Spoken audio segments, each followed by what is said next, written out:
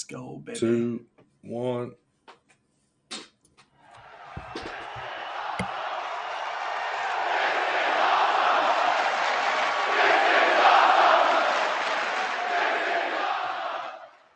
Hulk Hogan and The Rock in the same ring. Who would have thought they would have ever seen Hogan and The Rock? This is history making. That it is.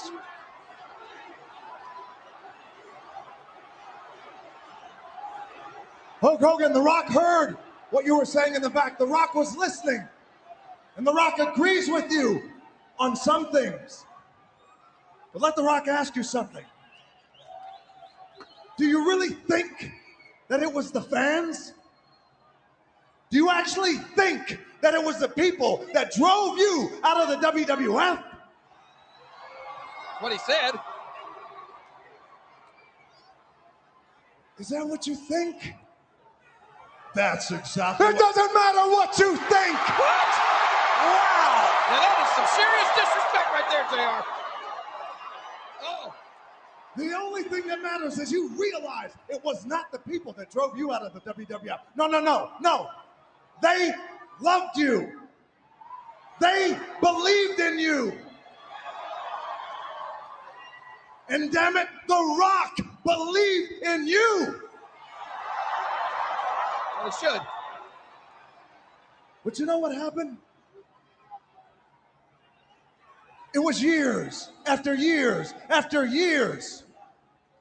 It was years after years of you eating the vitamins, saying the prayers, ripping your t-shirt off, running wild over everyone. What you gonna do when Hulkamania runs wild over you? He blazed the trails. Oh, The Rock will tell you. The Rock will tell you what the people did. After all that, the people ran. They ran all right. They ran right to the toilet, pulled their pants down, took one big hulk of crap every time you opened your mouth. What? Man, I can't believe what Rock is saying. Do you know what? The Rock will say this about you, Hollywood Hulk Hogan. You are, without a shadow of a doubt, a legend. You are, without a shadow of a doubt, an icon. Quite possibly the best ever. And seeing as you are back in the WWF because of Vince McMahon, The Rock has one thing to say. You talked about headlining, main eventing, WrestleMania after WrestleMania after WrestleMania. Well, Hulk Hogan, The Rock says, how do you feel about headlining one more WrestleMania with The Rock? Oh, my God! The Rock has challenged Hogan. He's challenged Hogan for WrestleMania.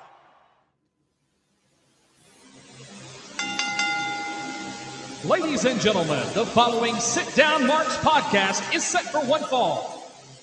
Introducing first, your heel host that is always helping to spread the good word of wrestling, Dirty Bird.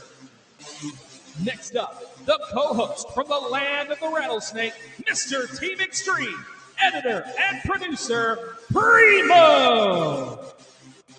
And finally, your co-host, straight out of your mama's kitchen, driver of the grip wagon, straight off a cliff, assistant editor and producer, AJ!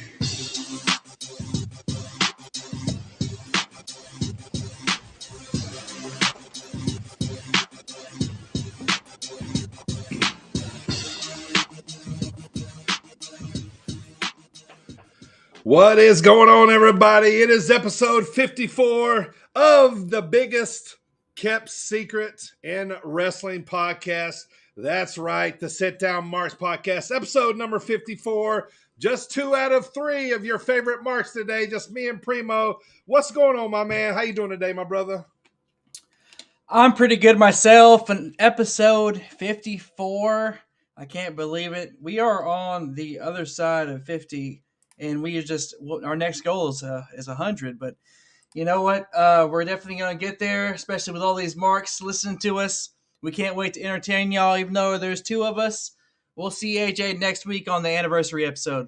That's right. We're going to bring you a big episode here today. First of all, I want to thank you to TW Ward there for the awesome introduction, the voice of Memphis Wrestling, giving us that fire introduction there. We sure do appreciate it. Also want to start off by thanking our sponsors, Coastland Apparel. Go to coastlandapparel.com. Use promo code BIRDTV for 15% off your order. Always representing that fire apparel. Primo's got the shirt today. He's rocking it as usual and looking good here. Also, Jet Designs on Facebook. Check him out if you need any type of custom die-cast car made. He is your guy. Go check him out there on Facebook. It's Jet Designs, Jet, Jet Designs. Once again, like I said, it's episode number 54 here, and it's going to be a big one here today. I'm Dirty Bird. I want to thank everybody for being here as usual. And I want to thank everybody listening on all the podcast platforms out there, especially Apple Podcasts, Spotify, iHeartRadio, and all those other ones. And if it's Friday, it must be on Sports Wire Online Radio at 6:15, right before the Thomas Bryce Show and throughout the week. And if you like the pod, please do us a favor. Tell a friend. Leave us that great review, man. We really need those reviews to help out the pod on whatever platform you listen from. And also, if you got the time on a Wednesday, man, check us out. We're live every Wednesday on YouTube. So That's right. We're live, pal. Yeah, we're live, pal. We do these things so you can see us and come talk with us and chat with us. So, but as usual, man, we, you heard The Rock and the Hogan, the big face-to-face off, man. It always gives me chills. I love that part. The Hulkster and the Great One. Yeah. So we're going to be breaking down that match later. So in honor of that match, we leaned for the pop of the pod today. We leaned a little more farther back here for, the famous NWO music that the Hogan came into for his entrance there at WrestleMania X8. So we all know this one, man, the NWO.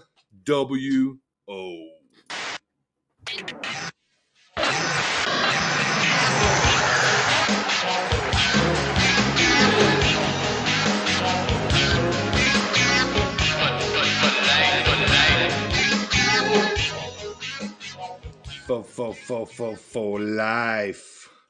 Yes, all kind of sir. iterations of the NWO over the years, but overall changed wrestling history right there, man. Yeah, so we'll be talking about that more later. So AJ is not here today, so Primo, man, give us what happened in history and birthdays, brother.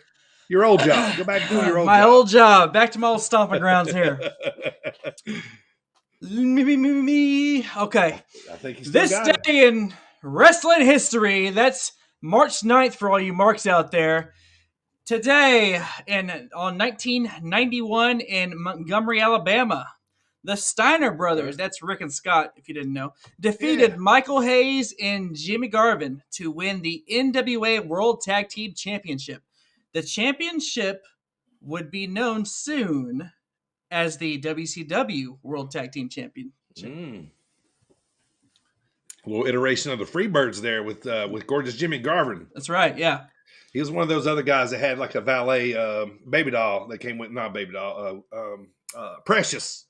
Right. Shoot, something like that. Yeah, something like that. Yeah, I know what you're saying. She'd always spray like hairspray or something up in the air, to fix his hair. Fix my hair. Yeah. It's like Brandon Cutler's cold spray. yeah, it was great.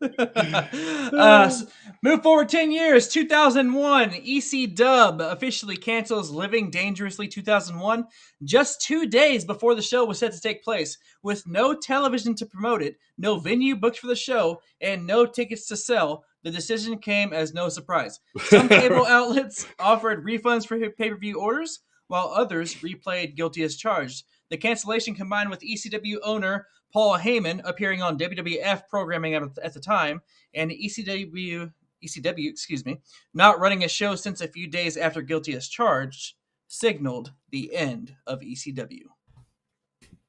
Well, no venue, no ring, no roof, no tickets, nothing, man. No nothing. So no wrestling, man. Not a pot to piss in. Nothing. That's right. Shocker. That's great. Well, yeah. And moving on, we got wrestling birthdays today on March 9th specifically. 1998, from NXT 2.0, we have Harland.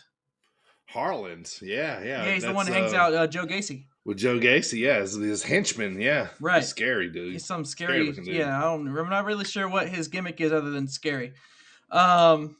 Just a really intimidating psycho looking He's dude. good at it if it is, right? Right. 1979. Some people, you might have seen it around the Twitterverse today telling her happy birthday. None other than Melina. Yeah, seen that one day too. Recent Rumble entrant. We saw her come in live. That was a big pop for us. She can still do the You know, splits. still do the splits. That's like, we love it. Crowd loved it. Happy birthday to us. She got a big pop that at the day. Rumble. Yeah. She did. 1971. We saw him recently on one of our Sunday Night Heat episodes. Tiger Ali Singh. Nice. Yeah. Helped Kurt Angle have his debut there, didn't he? Yeah. He told him to spit on the flag or something like that. Right. He did it. Yeah, he told him, or blow his nose in the flag, I think. Yeah. Tiger had the gimmick of Americans do anything for money, so he'd bring That's right. people in. And I mean, it's fairly true. it is. Yeah. I mean, you didn't have to look too far for that gimmick, did it? Right. Under your nose. 1960. Speaking of the Steiner brothers, none other than Rick Steiner himself. The dog-faced gremlin. That's right. Yeah. And 1959, we have Nikita Koloff. Oh man, that guy's close to my heart, man. I love me some Nikita Koloff. We're gonna be talking about some of his matches later, man. Like, he had real heat back in the day, as a Russian. This guy was not Russian. He was as Southern as anybody, me. I mean, you know what I mean? And, he had a horrible Russian accent, but they put him with Ivan Koloff, and then later Crusher Khrushchev, who we know as Smash from Demolition, Right. And then so they had that, that Russian, like faction, that everybody always hated, and, they were mean, and that dude was stout, man. He had his finishing move was called the Russian Sickle, and it was like the JBL clothesline before everybody knew what the JBL clothesline was, right? The clothesline it was from hell, stiff as shit, man. Yeah. He's a preacher now. He can marry you too. He can marry you. He's too. ordained. Okay. Yes, he can marry you. We got one last birthday here, and we'll finish this up. 1994. None other than Primo's little brother. Happy birthday, brother! Oh, KO! Happy birthday, dude! It's my little brother. My little brother. He's 28. KO is my older brother. Oh, my bad. My little brother. No, you're good. My little brother. Lots of families. He here. doesn't look like any wrestlers, so. But happy birthday, bro! And I'll see you. I'll see you in a couple months when I come home. Happy birthday! And that is this day in wrestling history and birthdays. All right, now to your actual job. Oh yeah, me. Headlines today in wrestling headlines. Nothing like a good old news giggle. You know what I'm saying? Nothing like a good news giggle. Bad boy, So- Sean. Vince McMahon appeared on the Pat McAfee show last week. It was awesome. Go give it a watch or a listen. It was riveting, dude. Yeah, I loved it. I can't explain enough. Like, it was weird to me how fascinated I was just listening to this man talk. Yeah, me too. I didn't want it to end. Right. Yeah, same. I listened to it driving back from St. Louis, Anarchy Friday night, man.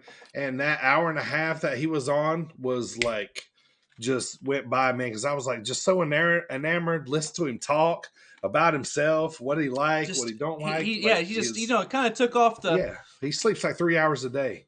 Right. He took off the business suit for a second and just showed us like who he really is. It was really cool to listen to. But also, during that interview, he dropped two newsworthy items. Number one is he'll be inducting The Undertaker himself at this year's Hall of Fame. It's very appropriate. Very appropriate. And I think the only other person he's inducted was Andre. Andre. Yep. Yeah. As far as I remember.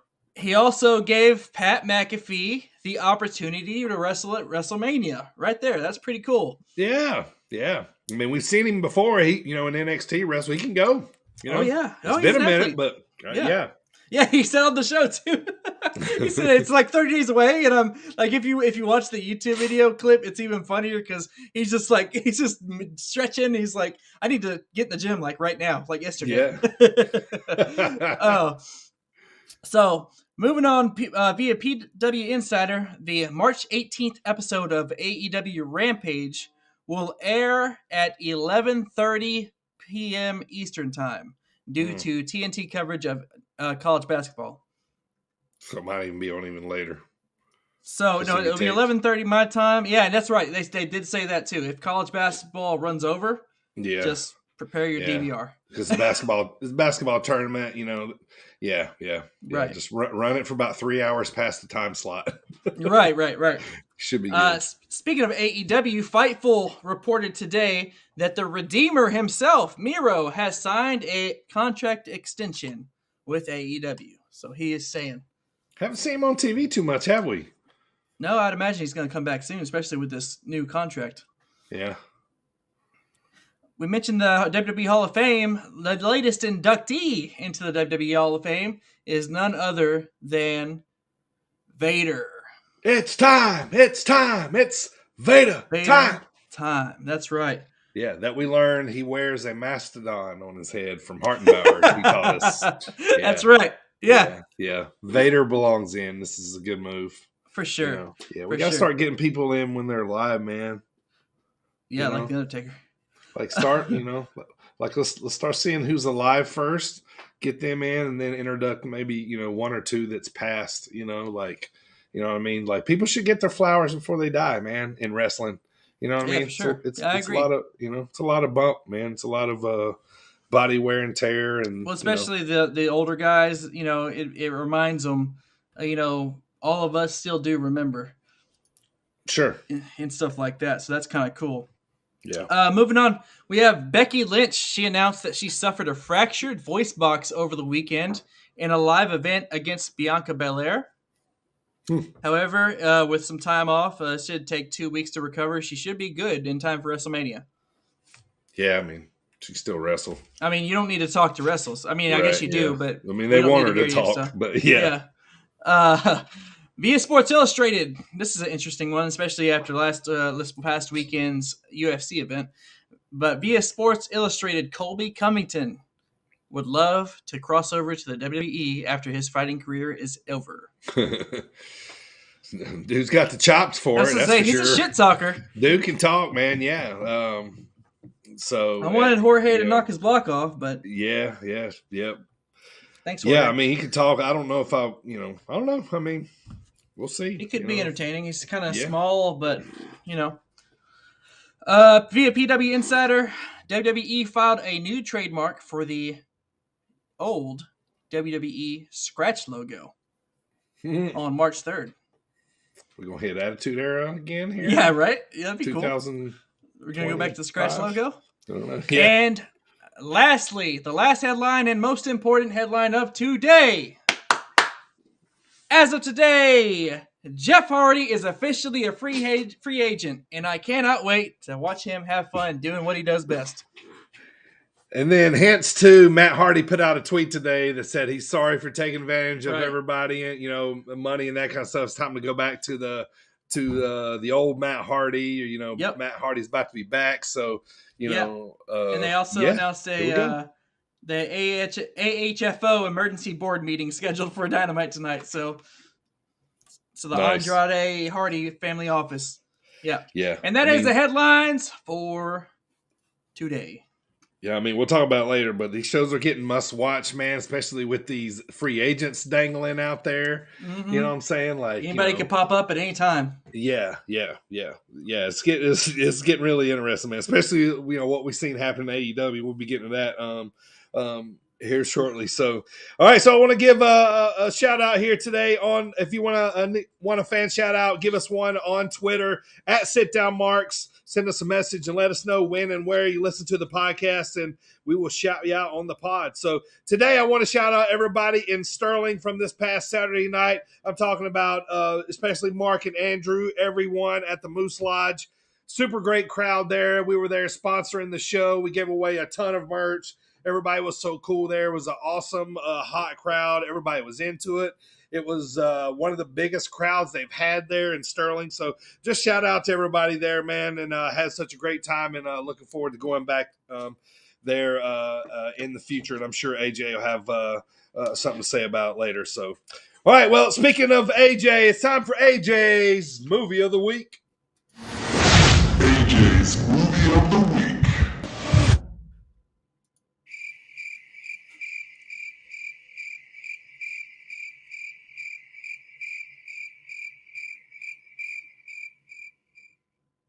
All right, welcome to the show. I'm your Dirty Bird, your host, of course. It's time to talk about what we're going to talk about. We're going to break down AEW Revolution. Me and Primo are here for you. We're going to give our thoughts on that. We're also going to review The Rock versus Hulk Hogan from WrestleMania Absolutely. X8. And we're That's going to right. debate where this match stands in WrestleMania history here. And we're going to talk about that as well. And we're not going to have Primo's music class with no AJ, so we'll be bringing that back later. But we also got a really awesome interview with Bucky Collins as he is back with us to talk about Iron Spirit Pro this Friday night in Normal, Illinois, and much more. So we got a pretty big show lined up here for you. Primo, line us up, man. Let's go.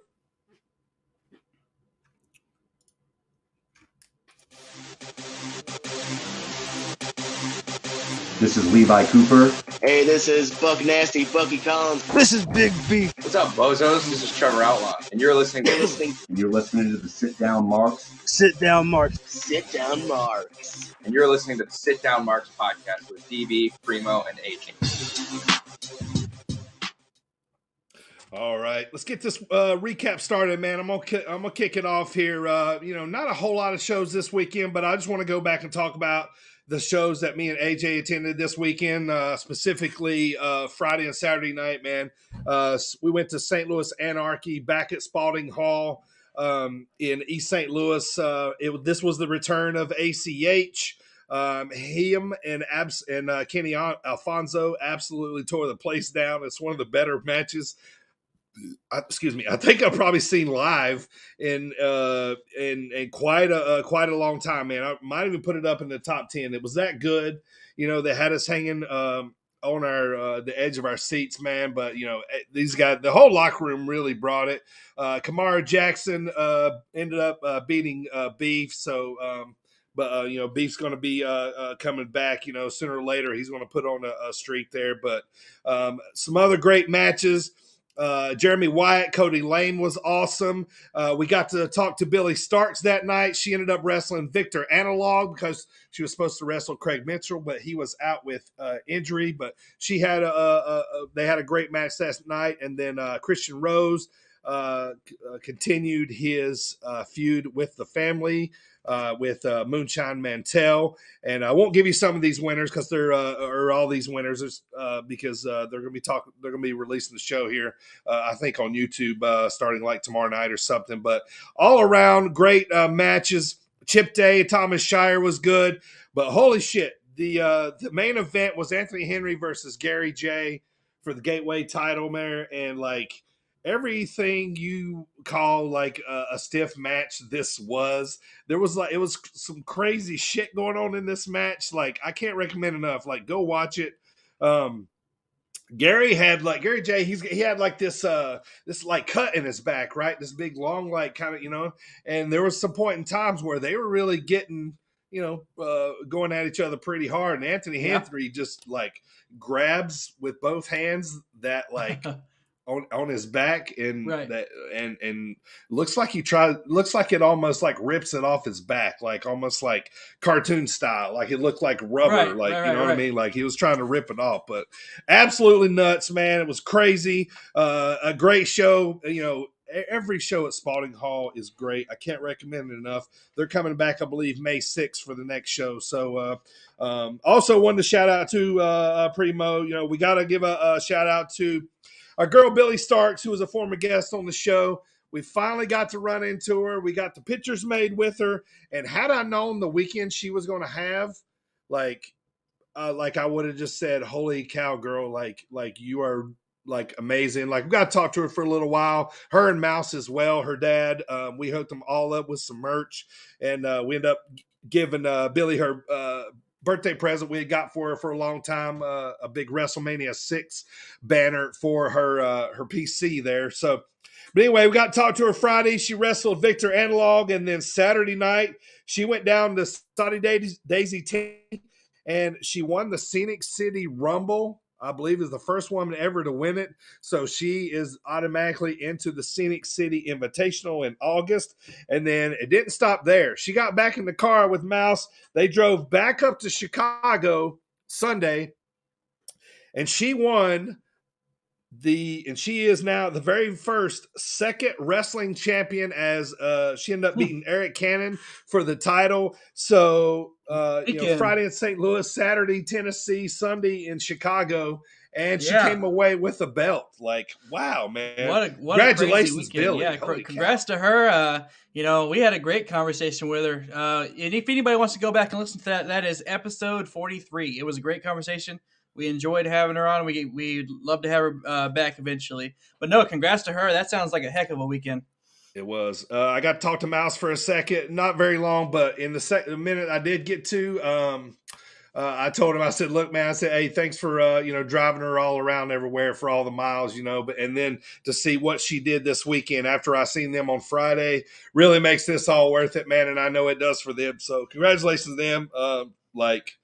Like, holy cow. Like, I think she said, like, when she's like 28, she's going to be like a 10-year veteran or like something crazy. No, like 15-year veteran. Like, it's right. So yeah, nuts. So she does all this Friday, Saturday, Sunday, and then she has school Monday. Apparently, yeah. That's crazy.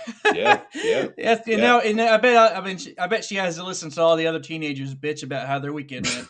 Right. I mean, we got to talk to her after her match, and she did look tired, and we got to talk to her, and she was, just a super cool kid, and she's just, she's doing so much. Yeah. You know what I mean? And it's just great. So I want to say congrats to her and really Mouse. awesome. So yeah. And then let's flip the script to Saturday night. Me and AJ headed up to Northwest Illinois to a town called Sterling, Illinois for Zawa's show back there called The Great Gig in the Sky. This show just got released, I believe, on IWTV, so you can go check that out now.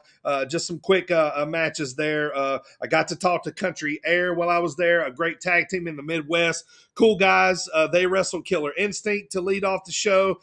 We had Geeks and Freaks wrestled the Beanards. Now they're not the Killer Bees, of the Beanards. The Beanards. Yeah. So our guy Havens wrestled Cole, and then probably one of the best debut matches I've probably ever seen, especially live. These two guys wrestled each other. Everett Benton and Ty Montgomery. This was their first match together, and they tore it down.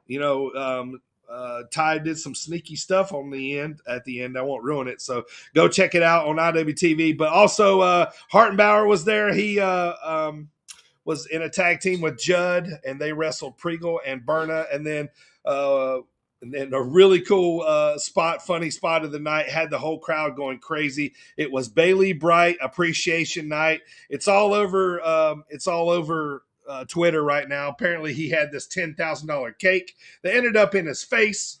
So so go check that out. And then I also want to thank Zawa as well. They let AJ and we was able to call the Jay Fowler versus Bo Gott match. So if anything, go check out how bad of announcer was there any gumption this weekend? Oh, there was some gumption. Yeah, there was definitely some gumption used.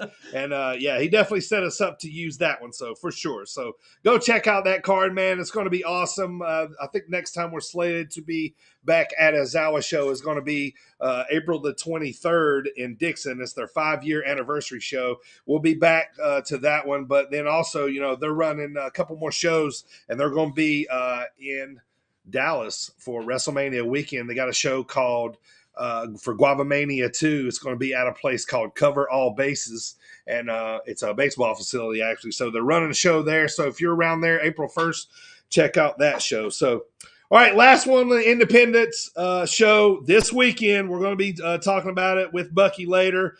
Friday, March 11th, just a few days from now. AJ and I go back to work. It's at the Normal Community Center, 1110 Douglas Street in Normal, Illinois. It's a big show. This one got postponed from January because of COVID. So we're back running again in Normal. The champion Brubaker is defending the title against Dion Roosman. We got Stephen Wolf versus Hartenbauer. Bucky versus Dante Leon. We'll be talking about that later too. And then a couple other matches that I can't wait to see. Connolly versus Storm Grayson. Solomon Tupu, who is debuting, is wrestling the hometown guy, CJ Esparza, and then also the Bang Brothers and the Lowlifes. This is going to be a really good card. So we'll be talking about that here. Yeah, Bang Brothers. The is Bang what their name Bros, is. man. The Bang Bros, the energy drink Bang Bros is what they claim, but I'm sure there's some crossover. Yeah, and that's why the announcer always says, "Don't Google their name." Yeah, that's right. Don't do that. Yeah, because that's what you'll come up with. So not that I don't. Yeah. Not that we know anything about exactly. what or a black couch. Moving on. Yeah, let's move on. Okay. All right, so let's do these. Let's get to this AEW recap here. So, all right, so since AJ's here, I'm going to take over here with AEW Primo. So we're going to start off with Dynamite as usual. Now, this is all leading up to AEW Revolution, which was this past Sunday. But big bombs being dropped right off the bat here for this Dynamite show. Tony Khan opens up the show right off the bat, drops a bomb, and says that he has bought Ring of Honor, including the library. He announces right off. Yeah, I mean, right off the bat, immediately, and that's like he might have said that about an hour after I had just said in the headlines on our show that Fightful was saying that Ring of Honor was still for sale. And he came out and said that. Got the, it's crazy. Apparently, there was a bidding war, and he was the highest bidder. Yeah. I mean, so he says that right off the bat. And then jumps right into our Ring of Honor hearts and gives us a Bryan Danielson versus Christopher Daniels match, which was awesome. Christopher Daniels was fire. Dude's fucking 51, still killing it. Fallen Angel. Yeah. And they started with the handshake, a la Ring of Honor. You start and end, with the handshake. But clinic of a match. Daniels, like I said, is 51, working like he's 21. Danielson wins, making, he made Daniels pass out. Held on a little bit too long there at the end. Attacks Daniels, and then because he goes to go do the honor at the end and shake his hand. He says, "We shake hands right at the end in Ring of Honor," but then he says, "Not anymore." I'm in AEW now. Yeah, I'm in AEW now. Yeah, so starts beating his ass. Of course, that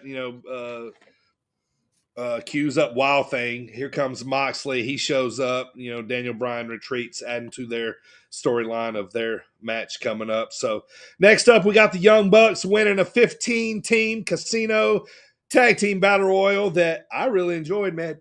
I liked it a lot, and I thought it was a really good display for a lot of tag teams. So kind of see who they have too. You know what I mean? Like kind of see who's you're like, oh yeah, because we've seen Griff come back and those guys like that. So yeah, so that was interesting. And then Rosa and Britt have a match. I think tag team match. They get more heat. Rosa ends up pinning a Britt here, going out on top. And then later on, we get Jericho and Eddie Kingston promos. They cut on each other, and Jericho tells Eddie that he will respect him if Eddie beats him. But will he? Yeah, we'll see. We'll see. All right, and then more heat, more building up Wardlow here. He squashes Cesar Bononi and then stops Sean Spears from hitting Bononi with a chair.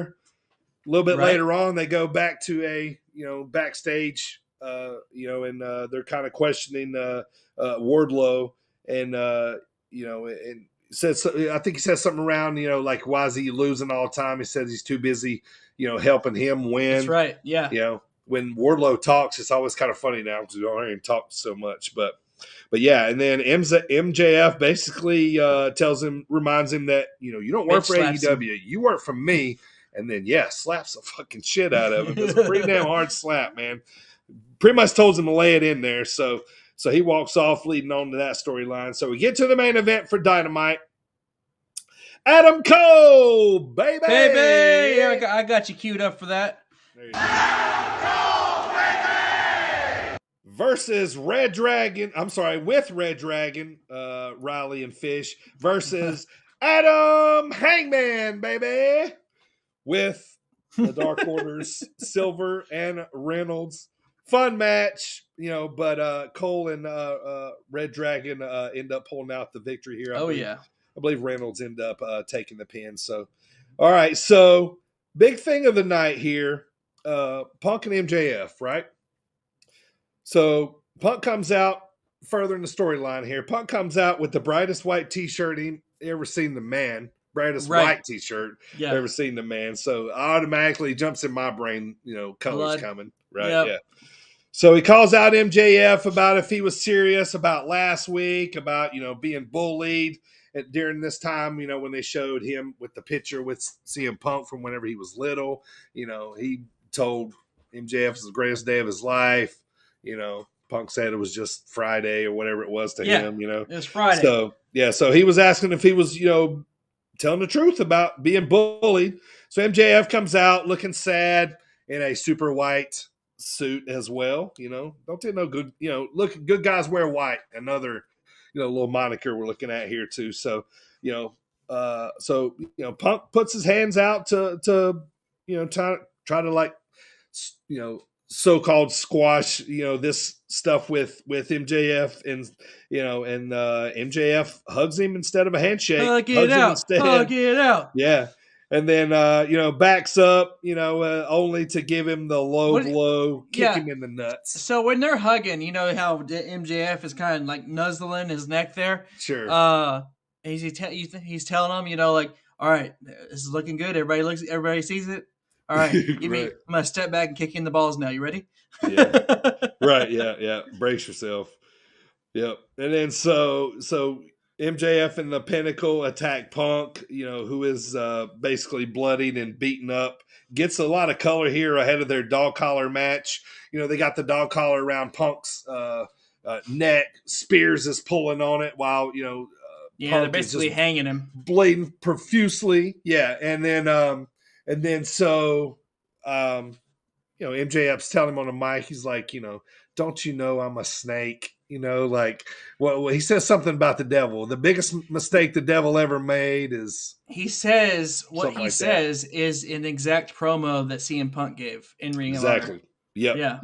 A long time ago. So they're touching on a lot of old stuff here. So this heads up, putting more stuff on the match heading up to Revolution. So, all right. So that's it for Dynamite. Let's head on up to Rampage.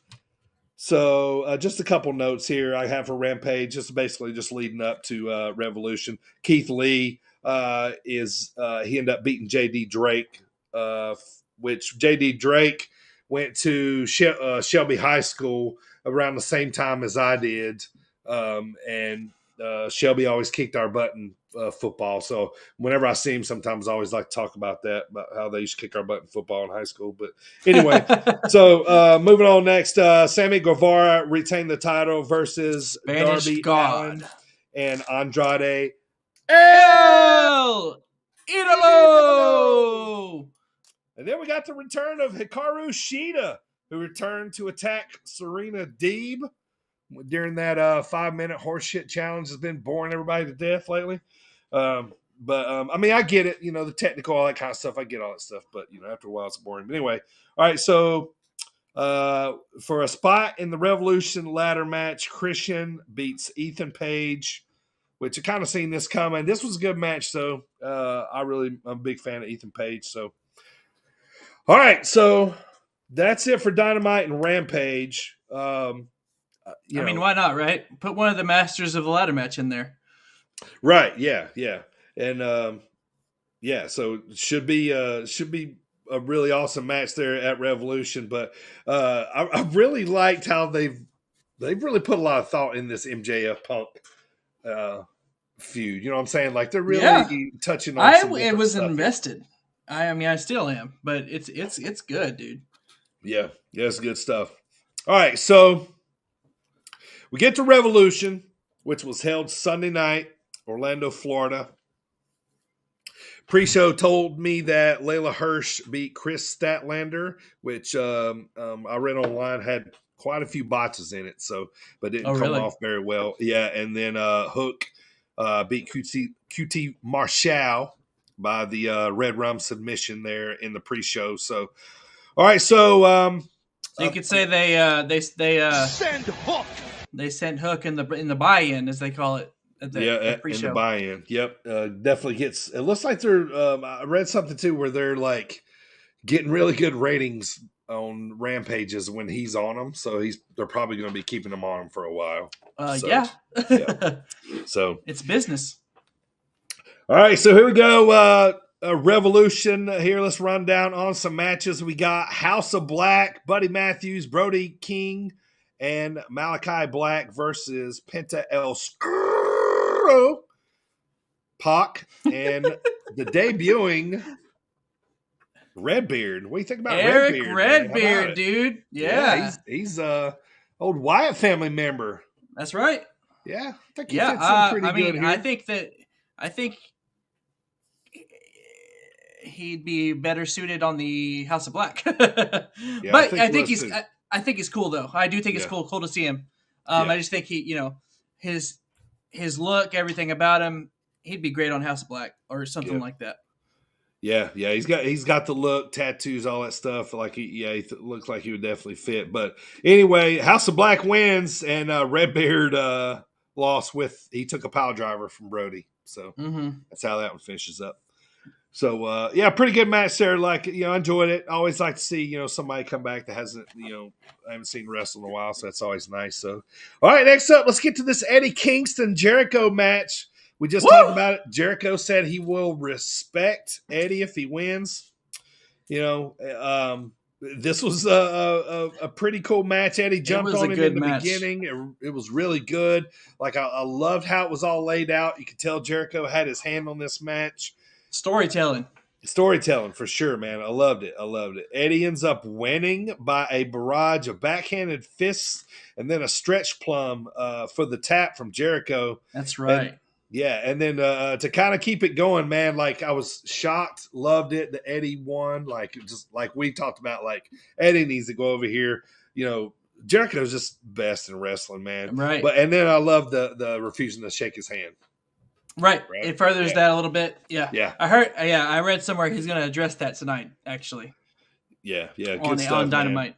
Yeah, and gave Eddie the rub. You can tell Eddie when Eddie's motivated, and he was, you're wrestling Jericho on a pay-per-view. Like, hell yeah. You know what I mean? Like, yeah. He brought it, man. I love to see it, man. It's awesome. It was great. Love it. All right, so next up was the AEW Tag Team Titles match. Tag Team player. Red Dragon versus Young Bucks versus the champs, the Jurassic Express. That's right. Kind of what I thought would happen. Express retained in a pretty good match. Featured an imminent Red Dragon Bucks fallout. Right. Yeah. We talked about it last week before the Bucks were made into the triple threat. Right. At the time, we were saying how we thought it could be Red Dragon, but once they added the Bucks in there, I saw that too. Yeah, and I thought it was still a little bit early to take the titles off Jurassic Express, so I'd really like to see them go back to FTR. But like the Bucks and FTR don't need them, but at this point, like I feel, or the Bucks FTR feud wouldn't need the belts, is what I'm saying. But at this point, like, we've already seen it, kind of like when they debuted and all that kind of stuff. Like, I don't know, like it would make more sense to me. But Red Dragon, Bucks, I'm excited to watch that too because these guys know each other so very well. Next up, we got the Revolution ladder match. Primo, Keith Lee versus Orange Cassidy versus the Powerhouse Hobbs versus Ricky Starks. That's right. Ricky Starks with that entrance. Versus Wardlow versus Christian Cage. Christian. All right. Crazy match as expected, right? It's always interesting because there's so much shit going on. Danhausen ended up showing up.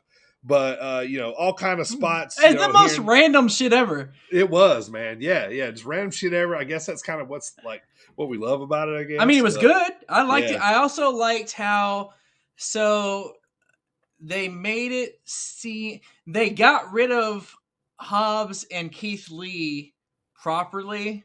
Sure. So that way they took care of the thought in your head of, well, Hobbs and Keith Lee are a legitimate threat. So Right. they took care of that. I like that they did that. Yeah.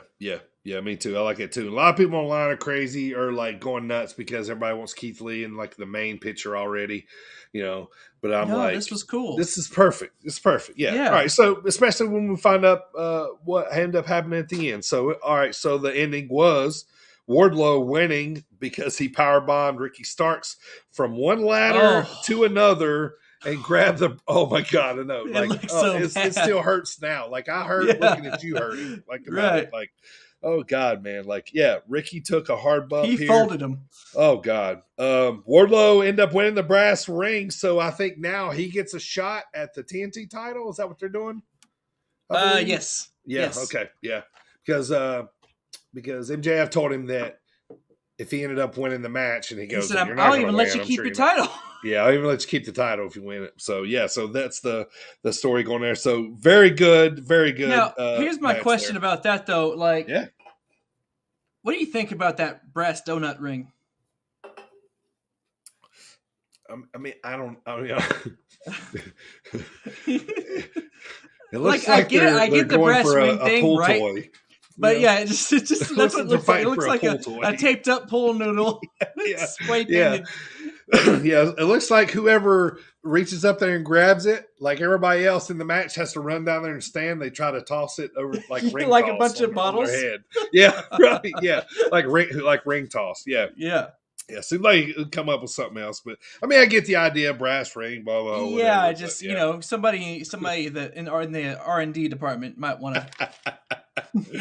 Yeah. All right. So Jade Cargill defeated Tay Conti to retain the TBS championship in a short but furious match. I thought Jade looked good here. She's getting better. I like her a little more. All right. So let's get to this CM Punk versus MJF in a junkyard dog. Not a junkyard dog, but a dog collar match. Dog. All right. So CM Punk's music hits. Crowd goes nuts. They cut it off. MJF's music comes on. He comes out instead. Mm-hmm.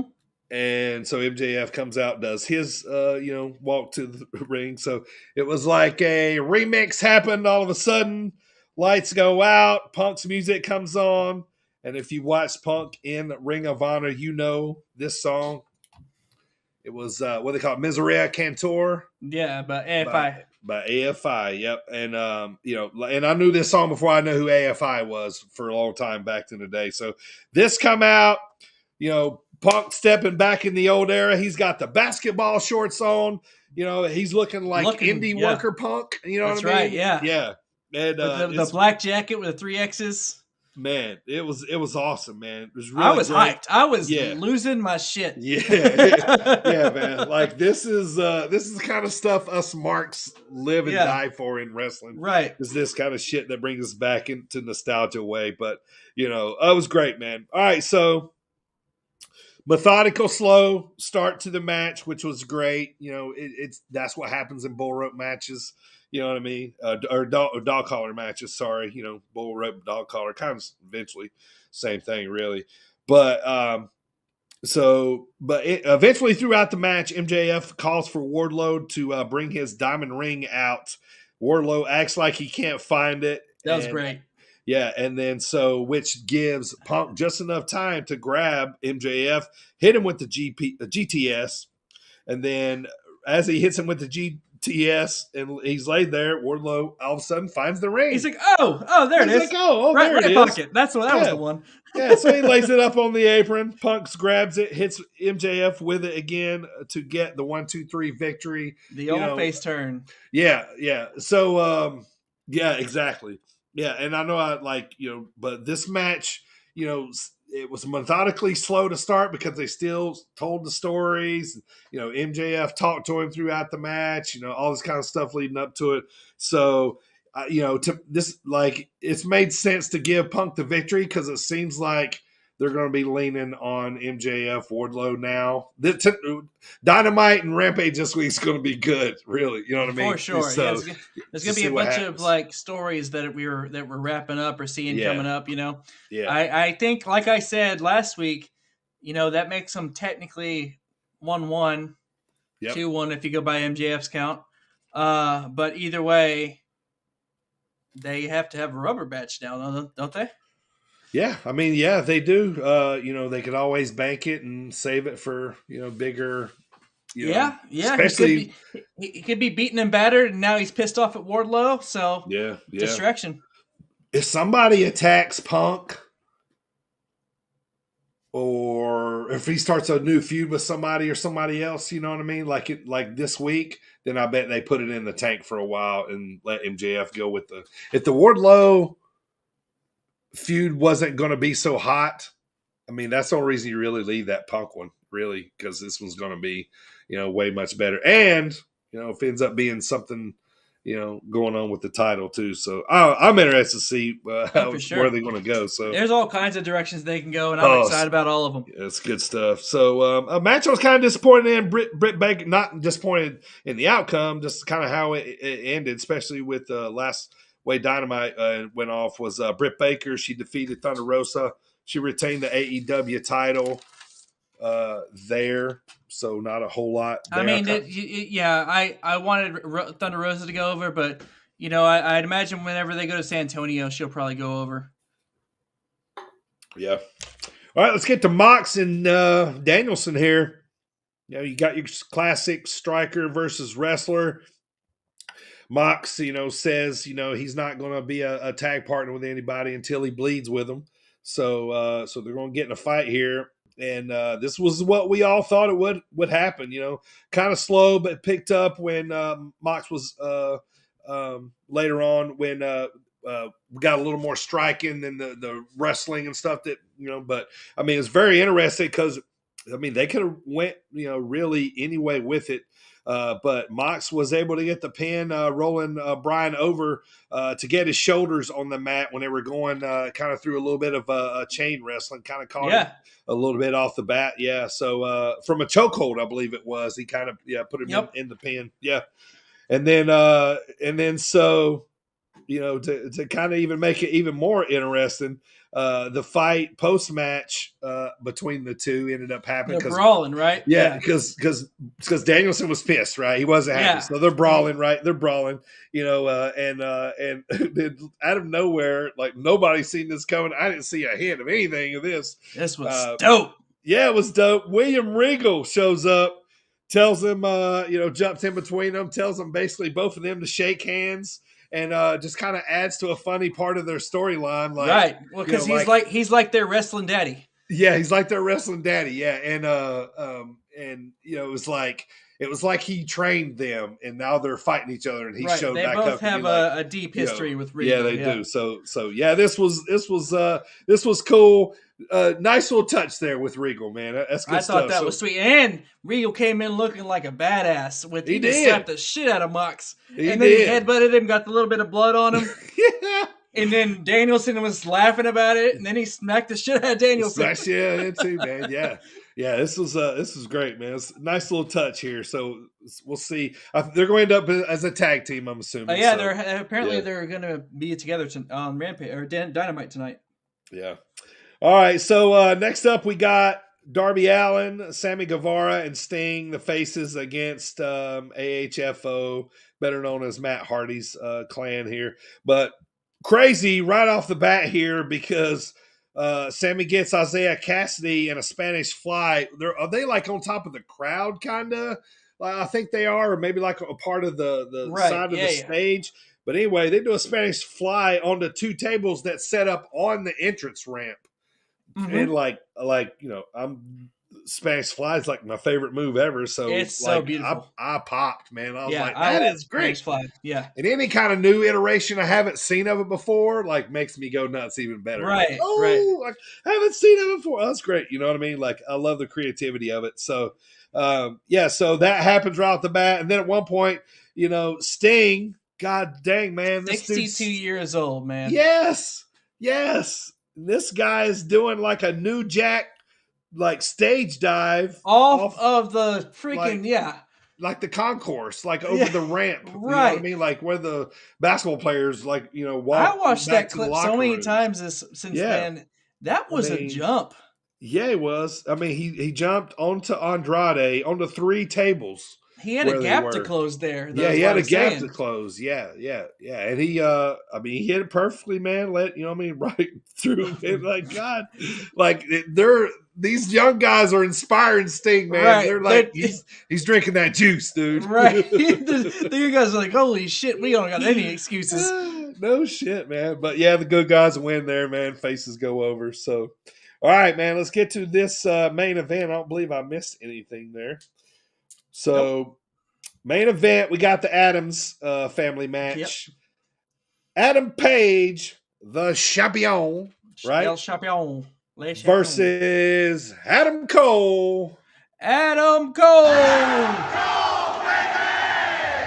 For the AEW World title. I think they took out heavyweight. Action-packed match, really. I mean, it was an Adam Cole match. Oh yeah, and it was good stuff, man. They can go. You're never going to get a bad Cole match. Yeah, they can go. You can tell these guys knew each other well. It was good stuff, man. And then of course, Red Dragon shows up. Adam Page kicks. I'm sorry, excuse me, I was swallowing. Adam Page is basically kicking out of all of Adam Cole's stuff. The Panama Sunrise, all his little his trick DDTs off the ropes, that kind of stuff. He's trying for these pins. Adam Page is basically kicking out of all of them. The crowd's like starting to get up, trying to get up, and then he eats a few super kicks from Adam Cole. Shenanigans with Red Dragon. Red Dragon outside, yeah. And then, so finally, he hits him with the buckshot lariat. And then I think he gets pulled out of the ring, whatever. Anyway, second buckshot lariat does the trick on Adam Cole, and Adam Page retains in a pretty great main event for a really great pay-per-view card. All around solid pay-per-view. Yeah, I mean, worth the money. Definitely awesome. Like, this was good. I mean, it was action-packed, man. And I looked at all those matches, and I'm like, wow, it's going to be a long card. But I was Man, I tell you what, long, yeah. I mean, I really enjoyed it. I like I said, I was texting you guys. I was watching it live.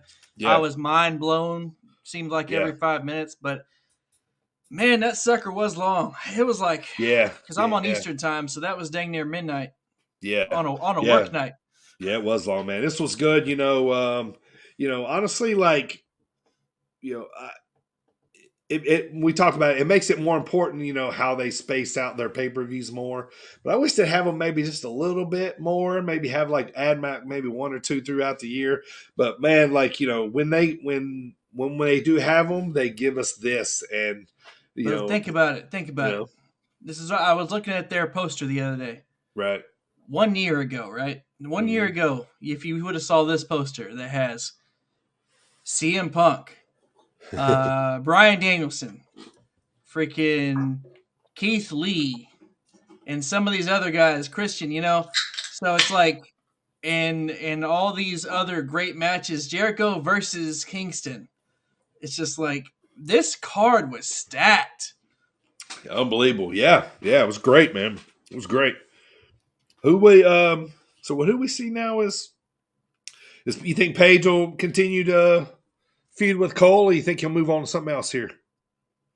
I do think that there will be a new challenger that steps up. Okay. I think that the Adam Cole, did you notice that how the Adam Cole storyline with him? It was there, but it wasn't as present as like the Bryan Danielson storyline, excuse me. Yeah. Or even the Kenny Omega storyline. Like, it wasn't the star of the show. Right. Does that make sense? Yeah, makes sense. So it seemed like it was almost like a filler until we get the next contender.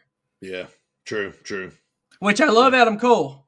Right, but that's what it made me feel like. He's got to be those guys that he's got to beat to right. Yeah. To make him a higher stature of a champion. So we'll see what happens.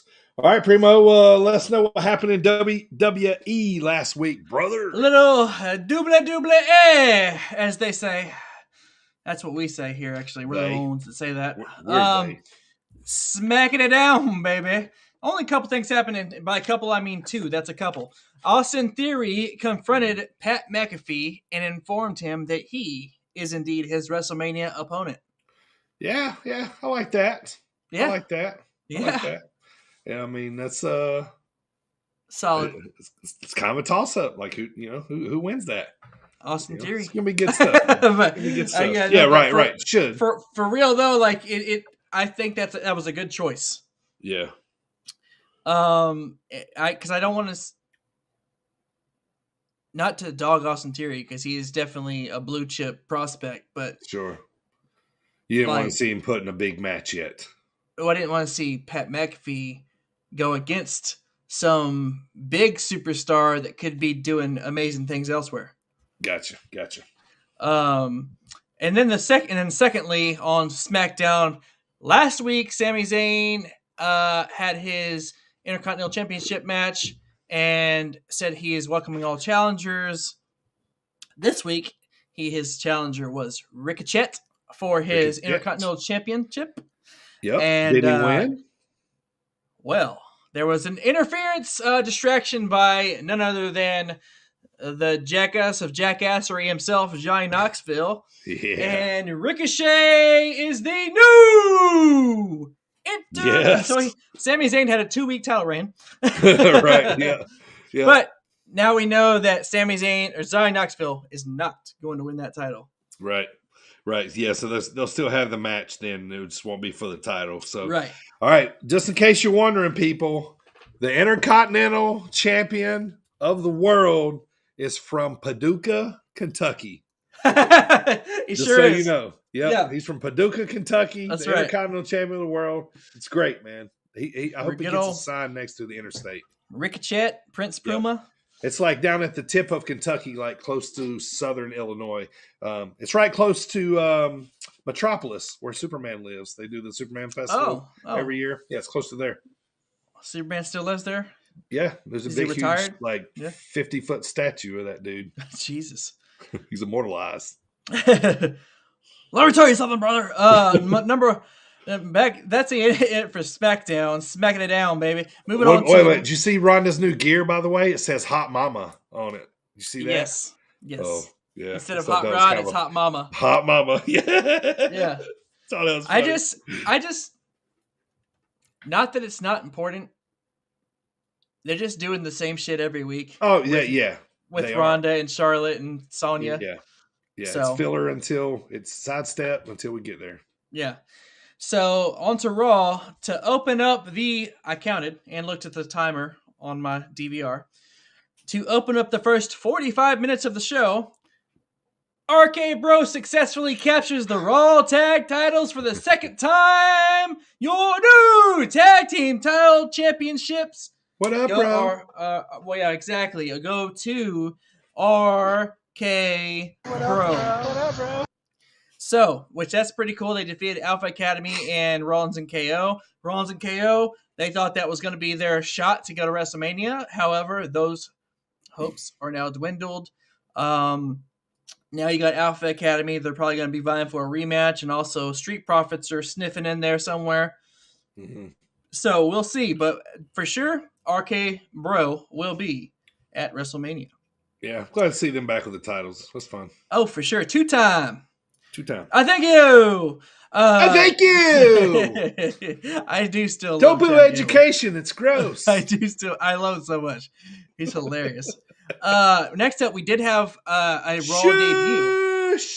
Yeah, shush. Yeah. A Raw debut.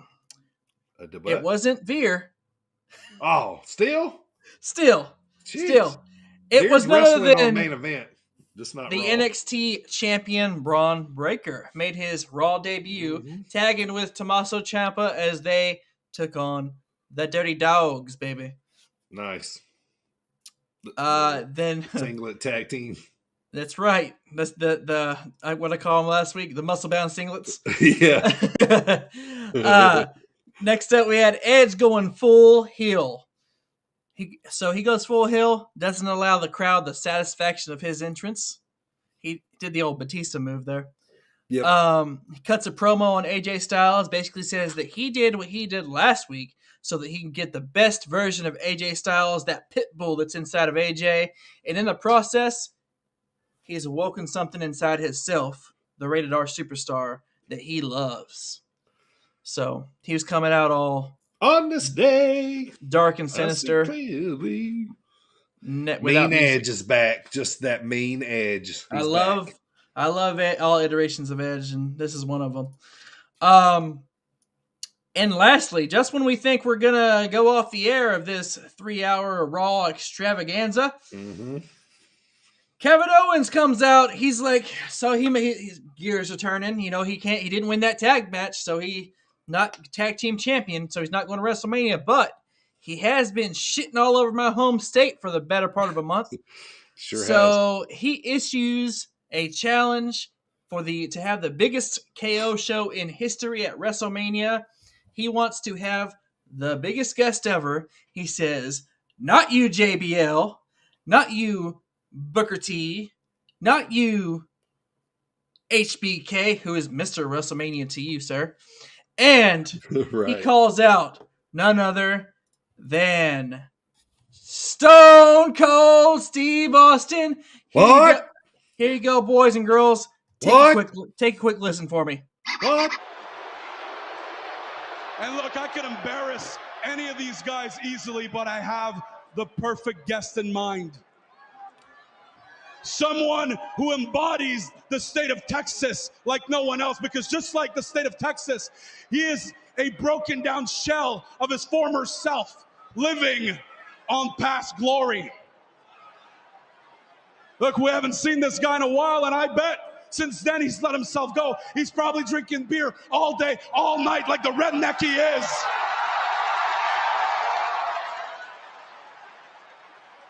His knees are so shot that when he was in WWE, he needed to wear knee braces just to get through his matches. So if he accepts my invitation, what's he gonna need now to get down that ramp? A walker? It's a long ramp.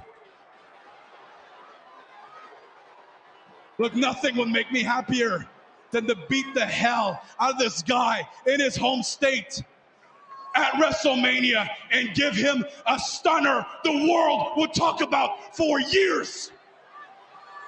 And then pour a nice cold glass of milk over his lifeless body. I know you're watching, and I don't think you have the guts to show up. But the bottom line is I am calling you out. Stone Cold Steve Austin!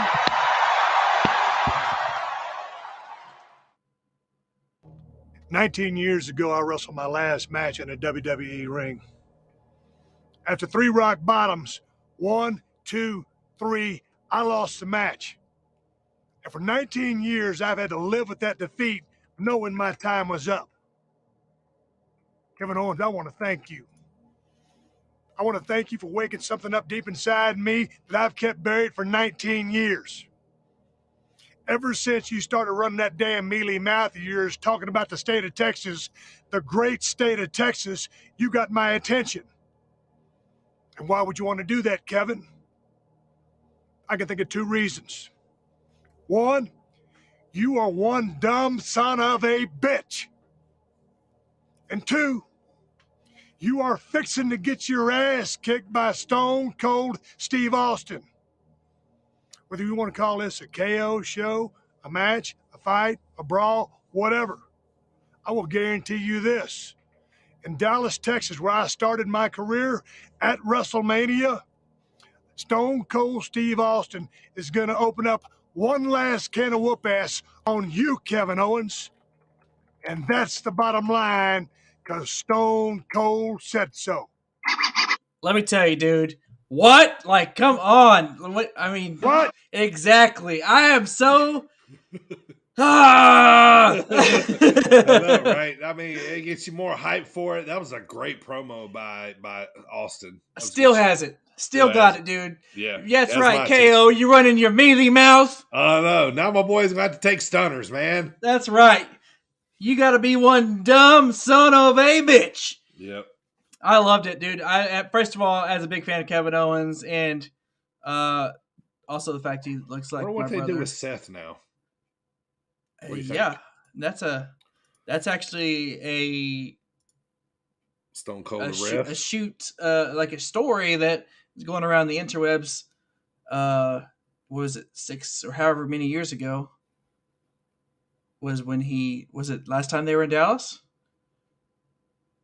He wasn't there either.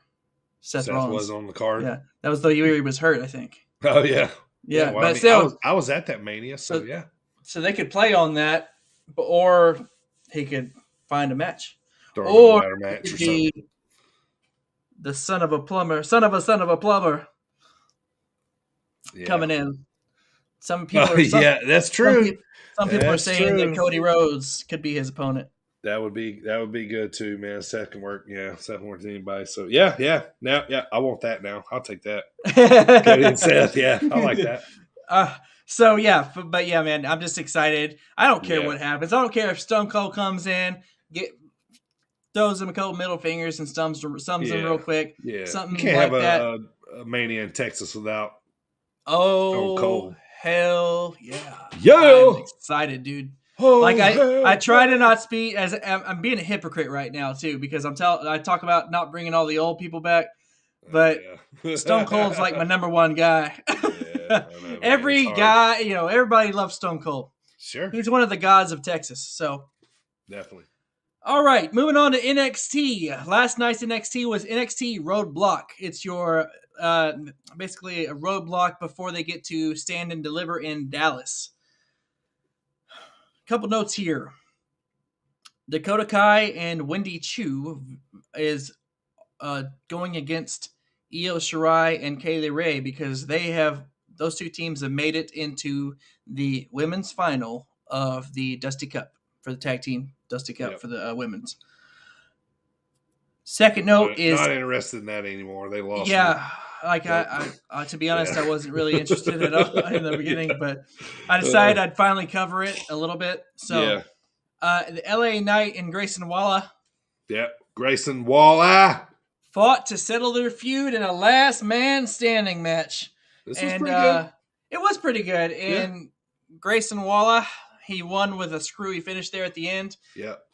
He just held on to the dude, and the dude stood up. Yeah.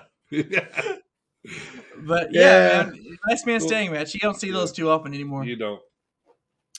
Then you had the main event, the triple threat match for the NXT Championship between Braun Breaker, Tommaso Ciampa, and Dolph Ziggler. Ziggy. Good match. Good triple threat. Yeah, this is good stuff here. Yeah. Had a little bit of dirty dog interference there by the Glorious One. Yep, he showed up. Was on and next to the ring. And new what? NXT champion Dolph Ziggler. Man, I was hyped. I gotta be honest. I was excited. I'd like to see that.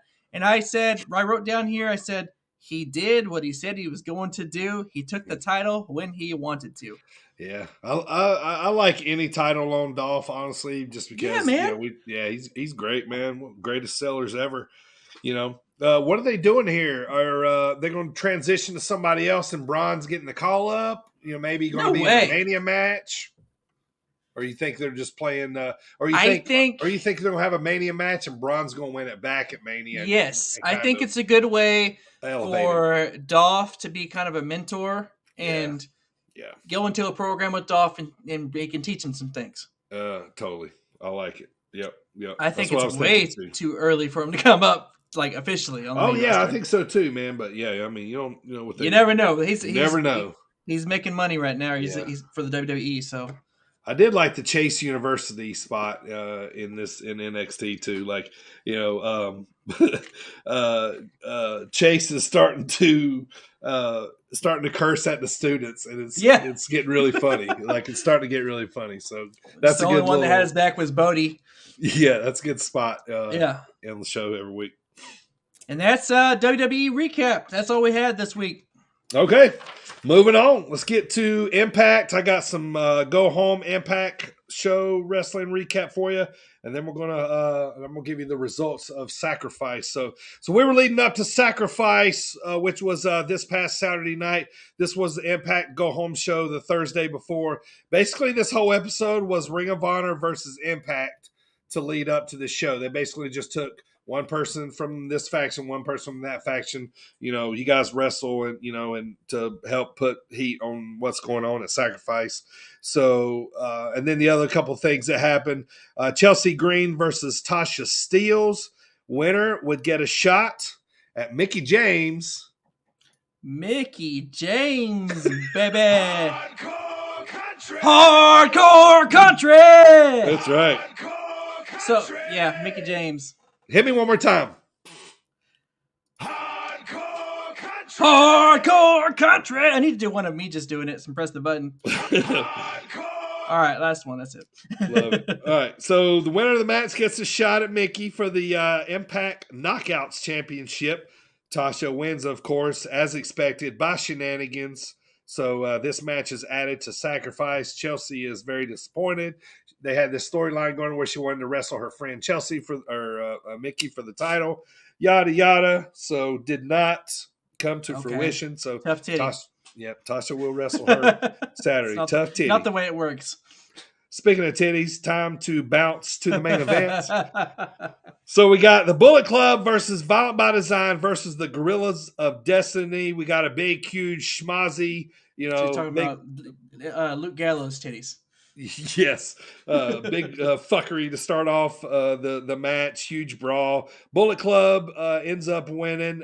They're standing tall after they changed it to a no DQ match, and so blah blah blah. Basically, everybody's fighting each other, just leading up to this big pay-per-view match that they are going to happen at that they're going to have at Sacrifice. So. All right, so we get to Sacrifice, the big pay-per-view, after Bullet Club stands tall here to finish up. So we get to this. They're in Louisville, Kentucky for this particular pay-per-view here. I believe this was a pre-show match. Lady Frost defeated Giselle Shaw. All right, so to get to the actual pay-per-view, Rich Swann, Willie Mack defeated Honor No More tag team of Matt Taven and Mike Bennett. Maria Kanellis tried to do some shenanigans throughout the match. It did not end up coming to fruition. Swann ends up rolling up Bennett to score the victory. So next up, my guy, Jake. What's my name? Something! Loses to Trey Miguel. I didn't think he would win it yet. It was a good match, though. Yeah, it was a good match, back and forth. That's another reason why I like Jake, man. I'm a fan. Like, my style is Jake something style, but when he's in there with guys like Trey, high flyers and stuff, he can work with them, man. He can do it, man. So yeah, this is very good. Jake took a destroyer one time on the ramp, which was pretty crazy. Trey ended up winning with the Meteora from the top rope.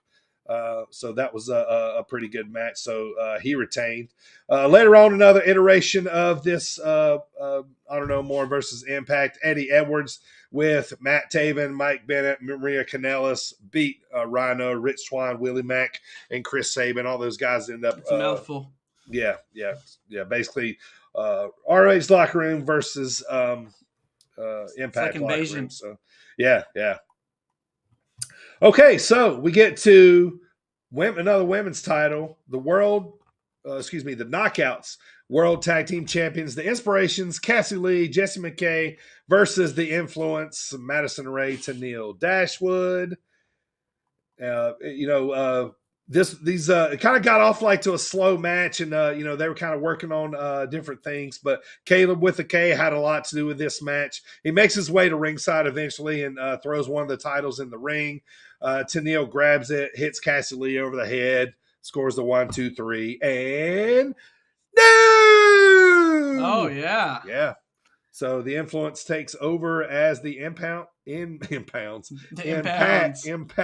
Knockouts tag team champions. So All right, so moving on here.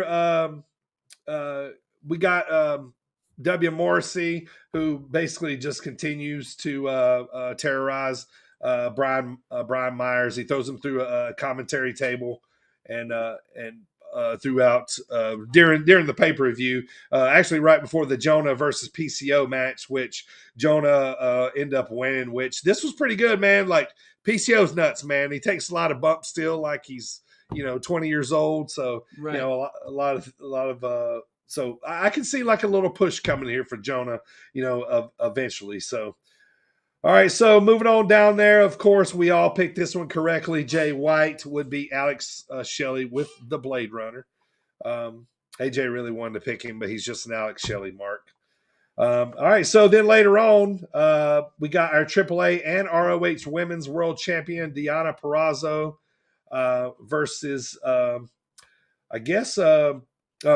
ended up wrestling Chelsea Green, who Chelsea Green would I think answer the challenge later on that night. Purrazzo obviously would retain. Ended up attacking her pretty much, that kind of stuff. So ended up kind of schmozzy. So next up, they move on to the Impact women's title, which was Mickie James and Tasha Steelz, like we just talked about. Like I said, Mickie James. Hardcore country. That's right. Loses to Tasha Steelz because she is no longer the Knockouts World Champion. Tasha caught Mickie with a mid-air cutter to win the match. She was just regular country that day. She was regular country, so she is your new world champion. So I think we kind of seen this one coming too. We talked about this one. So, all right, later on we got new Impact World Tag Team Champions, Primo. Violent by Design with Cody Deaner defeated the Good Brothers with Chris Bay at their side there to be the new tag team champions. So they're going to keep the belts at home. They are not going to Japan or anywhere else. So, all right, so let's get to this main event here, brother. Impact World Champion Moose. Yep. He put the belt on the line against Heath. Moose. I mean, Heath Gator Slater, baby. You know it. He's got kids. He does have kids, and we weren't shocked to see, Moose retain the title here. I think what they were really getting towards was what happened here at the end. After the match, we see Josh Alexander come running in the arena all the way from the back, jumps in the ring, and lets everybody know that he has signed a new multi-year contract with Impact Wrestling, and that he's going to be challenging Moose for the Impact World title.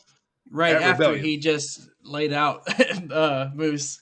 Yeah, right. Yeah, after he just laid out Moose. Yeah, skip that part, didn't I? Yeah. So he comes back to the ring, lays out Moose, lets everybody know that he's back.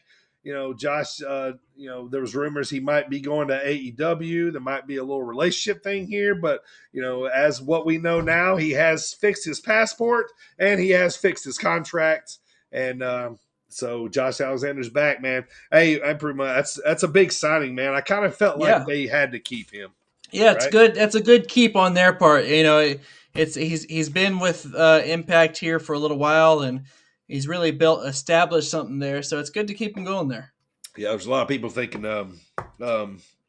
he was going to sign elsewhere, and he's kind of a little bit of a hot free agent. So that's going to be interesting. But that's how Sacrifice ended up going off there, and so it was a pretty good pay-per-view over there on Impact Plus there. And the big pay-per-view, you guys remember, they said Moose will challenge Josh at Rebellion. Last year at Rebellion was the Moose versus Omega match. Oh, yeah. Already a year. Or was it Cage? Was it Cage? It was – no, Cage no, was at Moose.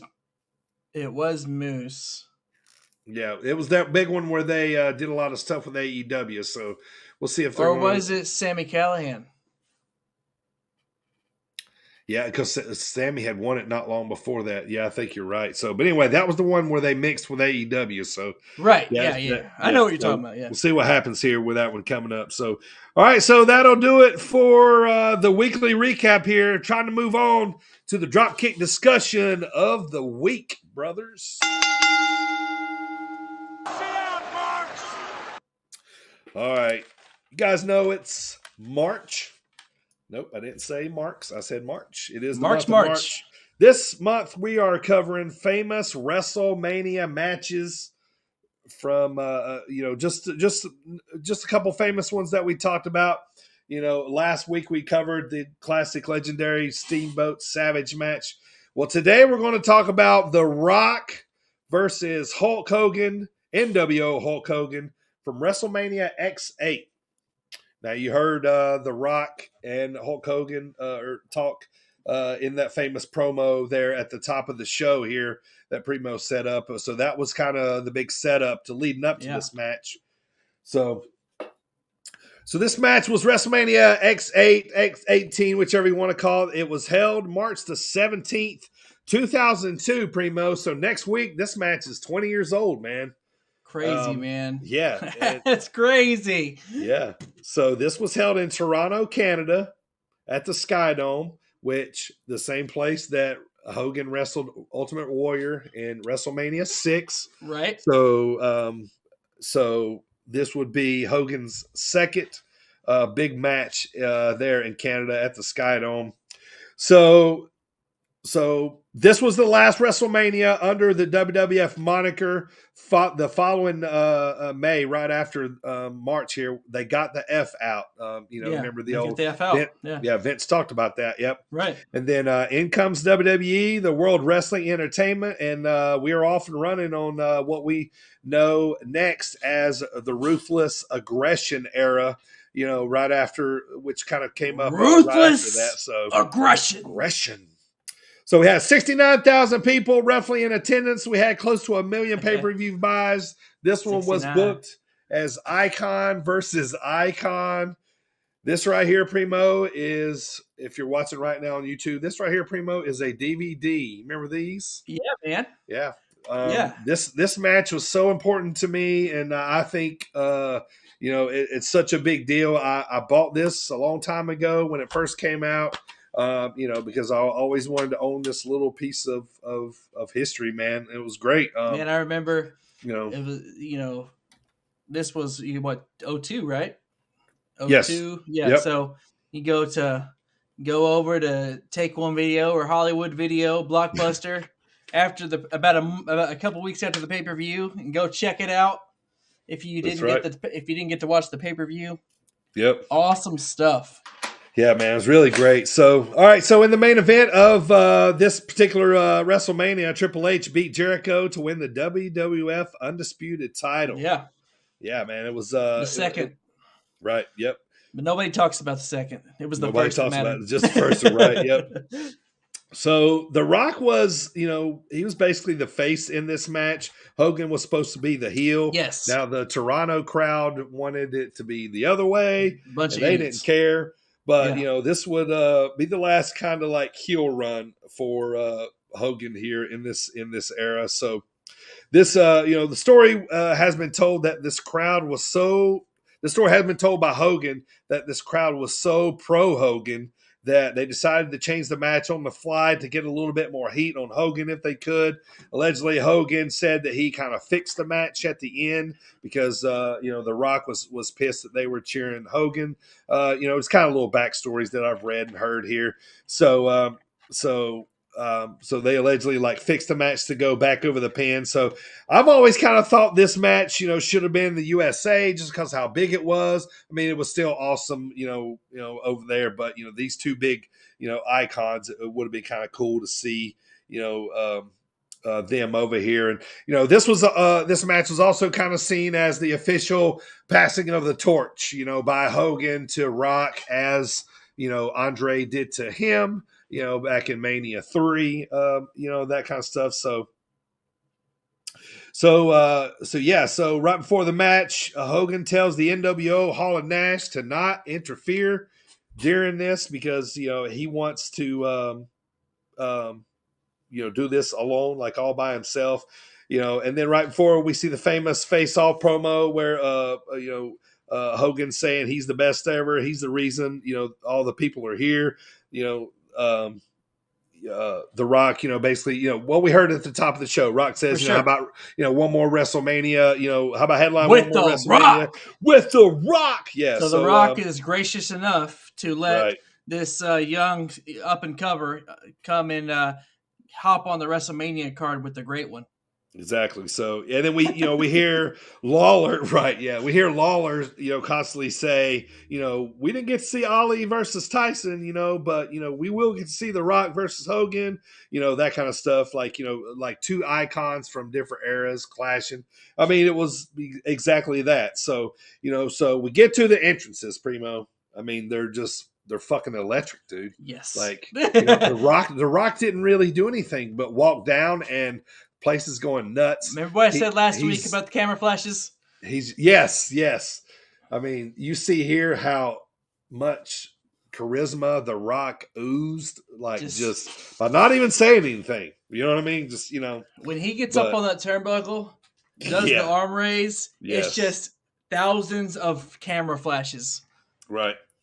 Yeah. So the crowd, Hogan comes out first. The crowd is loving Hogan. Both these guys are in super phenomenal shape. Rock gets in the ring. Right off the bat, Hogan's telling Rock, he's pointing to the crowd, all these people are mine. They're for me.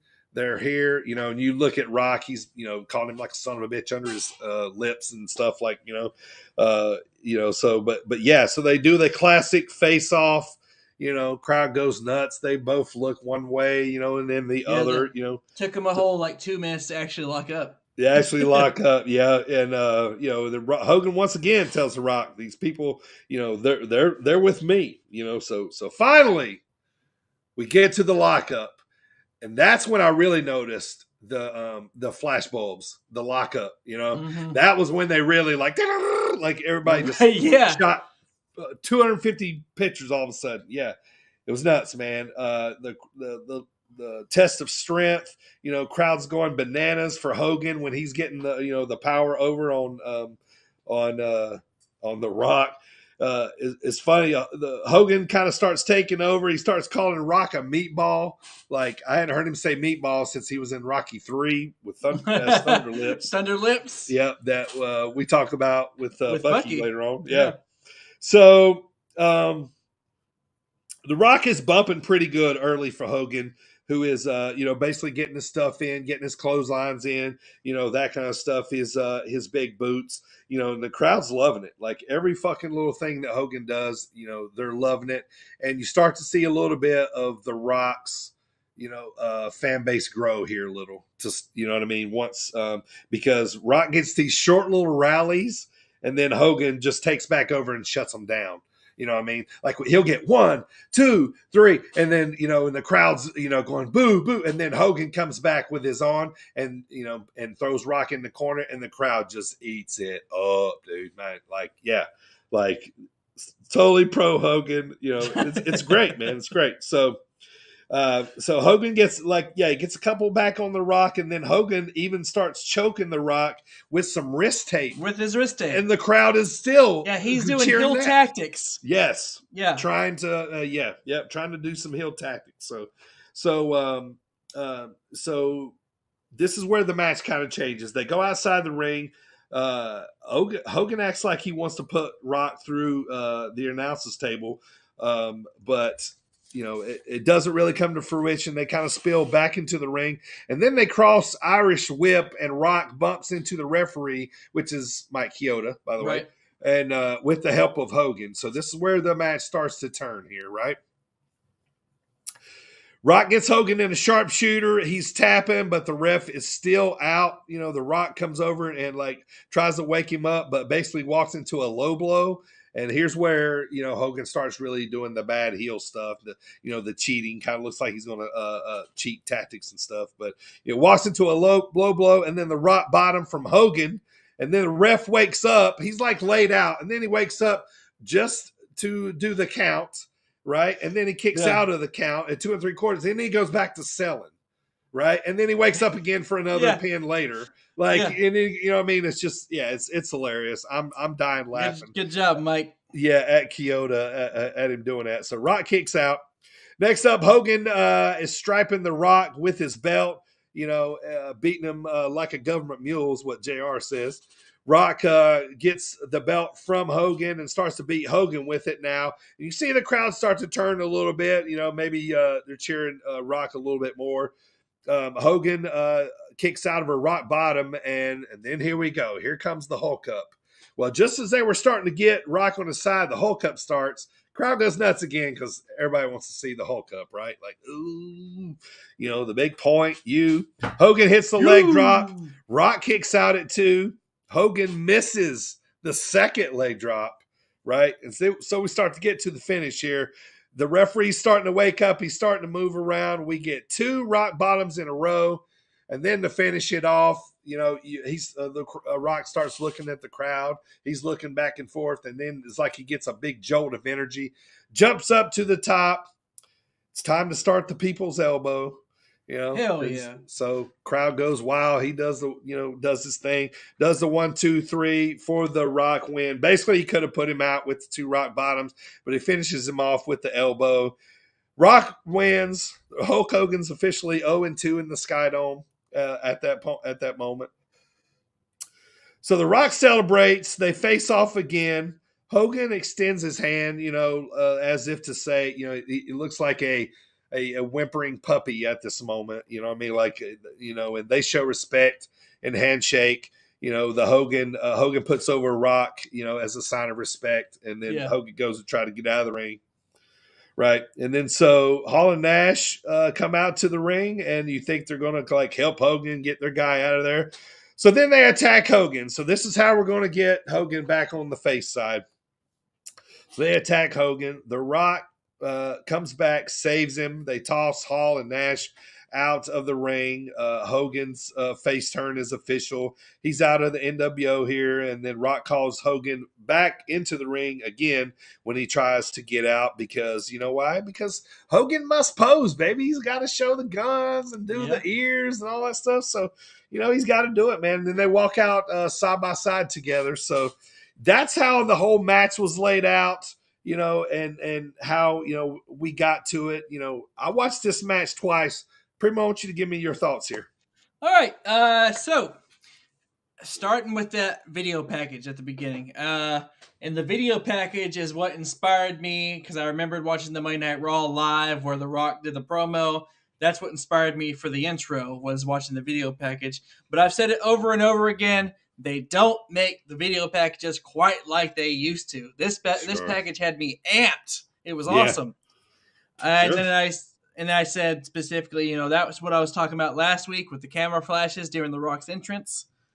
I like how they knew and they acknowledged it in the package, the video package, and King and JR would acknowledge it during the match. They knew that this was history, taking place in front of them. For sure. Absolutely. Yeah, this was 2 eras colliding, 2 icons. You know what I mean? These 2 are virtually on just about everybody's probably Mount Rushmore. You know what I'm saying?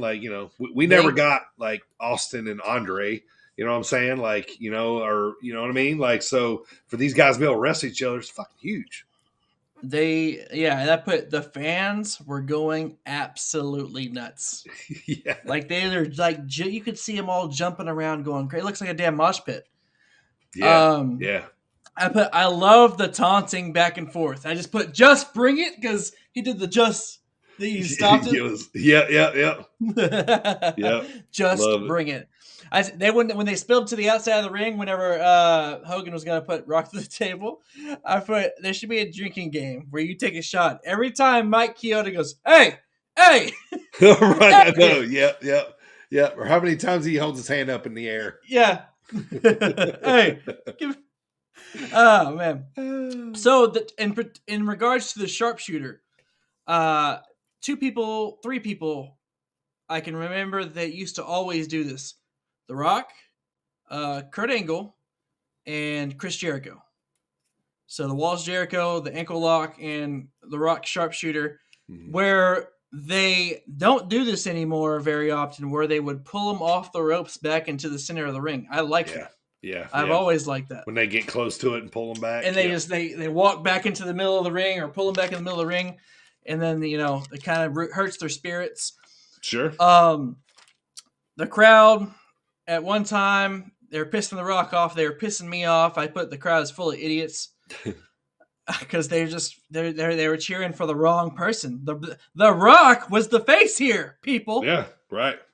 And then we get to the People's Elbow, the most electrifying move in sports and entertainment, the People's Elbow. And I put, oh, now the crowd wants to cheer on the great one now that he's doing the People's Elbow. Yeah. So he does the People's Elbow, obviously 1, 2, 3. I put Hogan's looking like a battered old man at the end. The Rock beat the Hollywood out of him, and the Outsiders made it official when they jump him at the end there. And then the great one allowed Hogan to pose in the ring at the end in front of the millions. Very, very gracious of him. Yep. But, respect to Hogan at the time. I remember, for me, I was a kid. Like, I was my son's age. So I was 10, 11 years old. Yeah. Well, 2002, I was like 12, 13. Right. But I very clearly remember all this. And it was a big deal. Yeah. Yeah, it was a big deal. Yeah. Yeah. And back then, that's probably why I was getting so mad. Even though I saw it before, and I just rewatched it for this, and I got mad all over again for The Rock, because The Rock was one of my guys, man. Yeah. And, I wasn't of the Hogan era. I knew how big he was. Right. Obviously, I watched WCW during his Hollywood era, but I was still a Rock guy in this situation. And, man, it is a big deal. And it was, I will say, it was a passing. It was deemed like a passing of the torch. However, it was less than a year that The Rock was gone after that, because he went to the Scorpion King shortly after that. Yeah, he did. And another thing too, fact I thought you'd find funny: the very next month, Hulk Hogan won the WWF title at Backlash from Triple H in Kansas City. Yep, he won, and it was my favorite, the one Eddie Guerrero has on right now in our picture there. Yeah, that's my favorite title. Is the Black Undisputed title, and also the next time at Rock Hogan 2, when Hogan is red and yellow at No Way Out 03 before the next WrestleMania. Yep, that's when The Rock is heel, as he's Hollywood Rock. Right. Yeah. Yep. All right, so we're breaking down this whole match and everything that's happened, man. Give me your final thoughts on this match. To you, in the era of wrestling that you've watched, where does this land for you? Is this top 5? Is this top 10, 15, 20? I'd say top, for me personally, it is a good match. It's a historical match, okay? Sure. Wrestling match, I wouldn't put it top 20 as far as the wrestling match goes. Storytelling, okay. They did the double turn too. But it was historical. Okay. Sure. So I would put it, for me, top 20, because the history was kind of for me, as we know, the history was kind of disregarded because The Rock left shortly after. Sure. So, but at the time, it was a big deal. It is historical. It is one of the greatest WrestleMania matches. Yeah, if we're just talking about just WrestleMania matches. Yeah, that's what we're talking about. Just WrestleMania matches. It probably is top 10 of just WrestleMania matches. Yeah, okay. Yeah, that makes more sense. Yeah, just because of the historical significance of it. Yeah. For me, it's there. This is two icons clashing here. We, two guys that was, that were top guys in their own eras and past eras. Like I said, a lot of times we don't get that. Like, we didn't get Stone Cold Steve Austin versus Andre the Giant. We didn't get,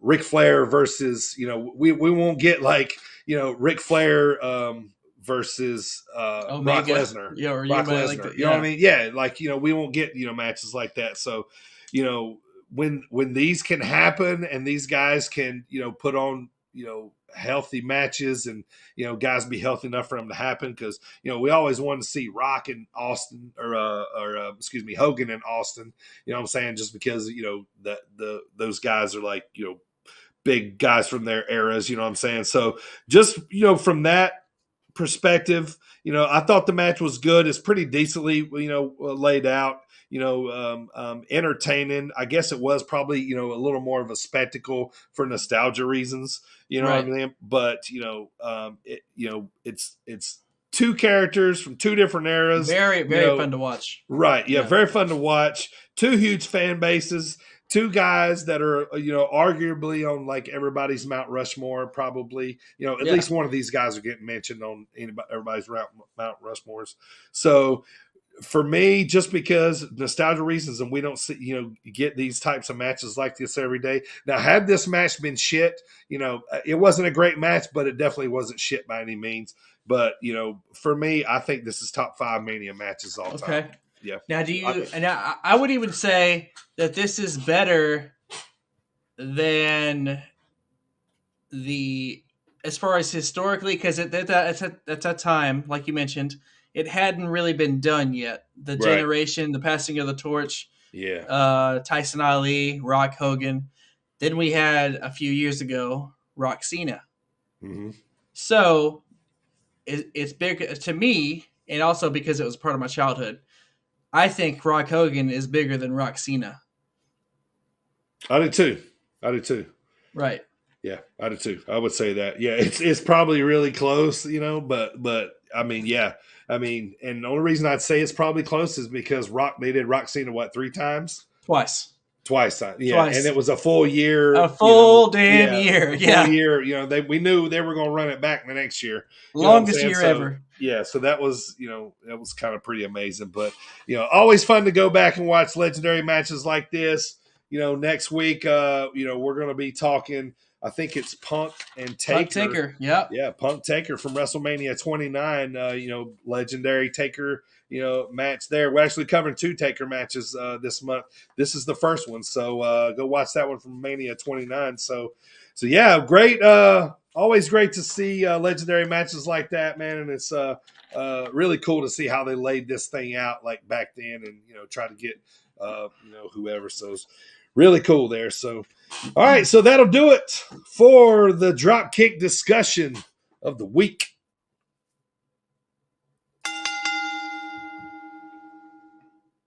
Hey, this is Buck Nasty, Bucky Collins, and you're listening to Sit Down Marks. All right, Primo. Well, we had the pleasure of getting to talk to Bucky again. Well, actually, I got to talk to him for the first time. You and AJ got to talk to him last time. That's right. So, yeah, I had a blast last Saturday, man, down at Zawa, and Bucky wrestled down there, so I got to talk to him for a while. And Bucky is wrestling. He's coming down to our home promotion, the one we work for, Iron Spirit Pro, this Friday. He is wrestling Dante Leon. So, it was really cool of Bucky to stop by and talk to us before his match here Friday. Yeah, for sure. We really enjoyed having him on the first time. We were glad he was able to give us some time here. We talked a little bit of everything, wrestling. We talked movies, all kinds of stuff. We asked him 10 questions for Cage Match. It was a good time. So make sure you guys tune in and listen to Bucky Collins there. Yeah, he's great, man. And, he is a veteran independent wrestler. He's been around for a long time. He's wrestled just about everybody. But, on top of everything else, man, Bucky's a great guy. He's got a really awesome personality. And he's super fun, man. And you guys are going to see this on this interview. So welcome back for the second time. Here is our interview with Bucky Collins.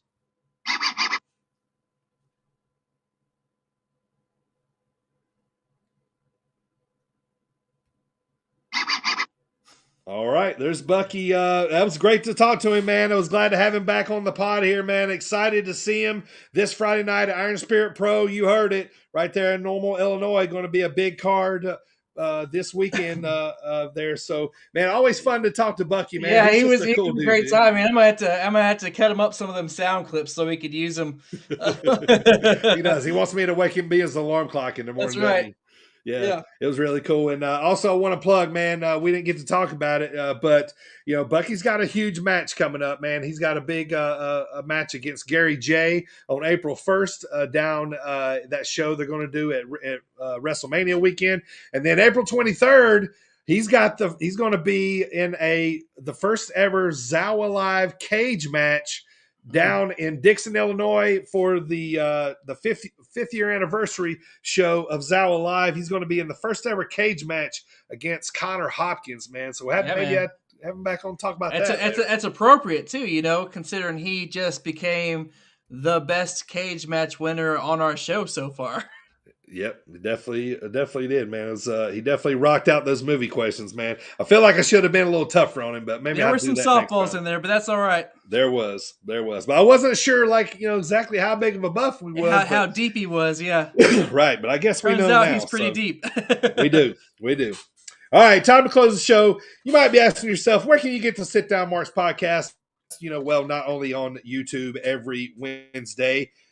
Usually we get started around 6:30 Eastern time on the Sit Down Marks YouTube channel, but also on audio versions available every Thursday on just about every platform out there. But also the Sit Down Marks is available on SportsWire Online Radio Fridays at 6:15, right before the number one global sports show, the Thomas Bryce Show, and coming soon to the Roku channel on the Northeast Sports Network via SportsWire Radio. And don't forget to give us that 5-star review if you love the pod. Tell your friends, tell your wrestling friends about us. Come and see us if you see us at a show, and check it out, man. We really appreciate it. And also let you guys know, probably asking yourself once again. Well, you're probably asking you a lot of questions yourself. You talk to yourself a lot, yeah. I guess you do, yeah. So if you are, then you're probably asking yourself, where can I get that Marks merch? Well, right now, they're running a special. I think it's like 35-40% off right now. You can get T-shirts as low as $13 right now on www.tpublic.com/stores/sit-down-marks. That's tpublic.com/stores/sit-down-marks. They're and Primo just dropped some fire new new designs today for T-shirts. So go over and check it out, man. Get yourself some T-shirts. All right, let's get to these weekend picks. AJ is not here, but we're going to still keep an update here. As AJ coming into last week, he was 38-39 overall. Now we're trying to get this man to 500. Well, he was just able barely to do it. AJ went 3-2 over the weekend. So now he has arrived at 41-41. So when he comes back, we're going to shift now where each week I'm going to break down the main event for AJ, and he's going to make a pick each week just on the main event only. So just kind of switch it up. So, all right, let's get to Primo. Primo coming into this week, your lock of the week standing stood at 8-4. You went with your heart. You took Jorge Masvidal. He did not come out with the win. Never bet with your heart, people. So he is sitting at 8-5. So next week when AJ comes back, we'll get back on the train here. So, all right, Primo, tell us what's the preview of next week, man. We got a big one next week, dude. Let people know. That's right. Come in close, Marks. Let Mr. Primo tell you about what we're going to do next week. First of all, I want to say happy birthday to us next week. It's officially our 1-year anniversary. I know it's been season 2 for 2 episodes now, but it'll officially be our 1-year anniversary since good old DB and Primo and shortly afterwards, AJ came in and gave all the marks out there, all the marky goodness. So it's our 1-year anniversary show, and it's going to be a good one. We review the week in wrestling. AJ and DB discuss the weekend at Iron Spirit Pro. We review Punk versus Taker from WrestleMania 29. And our 1-year anniversary, we have a really cool interview lined up for you. Drum roll, please. Some say he's the leader of a cult, loves cats, and is one of the biggest names in independent wrestling. He is the St. Louis Anarchy Gateway Heritage Champion. Coming off his huge win versus Anthony Henry at St. Louis Anarchy last Friday, joining us next week is none other than Gary fucking J. Yeah! Don't miss it. It's going to be a great interview. Show up next week. Woo! We'll be there. We hope to see you too. It's going to be awesome. Hell yeah, man. We turn 1 year old next week. How about that, man? Huh? I know, man. Wow. We're getting old. Can We are. Can we be considered like podcast vets now? We're in there. I think we're legally married in the podcast world after a year. Exactly. We're common law married in podcast world. I think we are. Yep. I think we are. AJ couldn't be with us today. He had some stuff to do, so he'll be back next week, man. Yeah, there's a big one lined up for next week, man. It's going to be fun. That Gary J interview is going to be awesome. Yeah, man, it's a big week of wrestling, man. I mean, shoot, man, I'm still like kind of on a high from Revolution, man. It was awesome. Pay-per-view was so How good. does AEW keep topping themselves? I know. Yeah, it was absolutely amazing. It was great. I want to thank Bucky Collins once again. Get down to this show Friday night, man. Come and say hi. We're going to be there. I'm going to be there working all day. We're setting up the ring, getting everything ready for the show Friday night.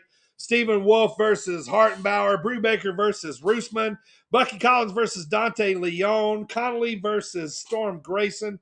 Man, get to this show, man. The tickets are selling fast. I'm hearing we're getting close to capacity, so it's going to be a big show there Friday night, man. Please come by and hang out and experience a little Iron Spirit Pro action for yourself, man. Come check it out. Primo, anything else you got here for me, brother? I don't have anything else other than next week. Happy anniversary, sir. I'll see you there. Sounds good, man. I am so looking forward to it. I'm excited to talk about Iron Spirit Pro next week. So, all right, big episode next week, man. We'll see you guys next week. Thanks again, Bucky Collins. Primo, take us home, brother. In the great words of our good friend AJ, grab them cakes.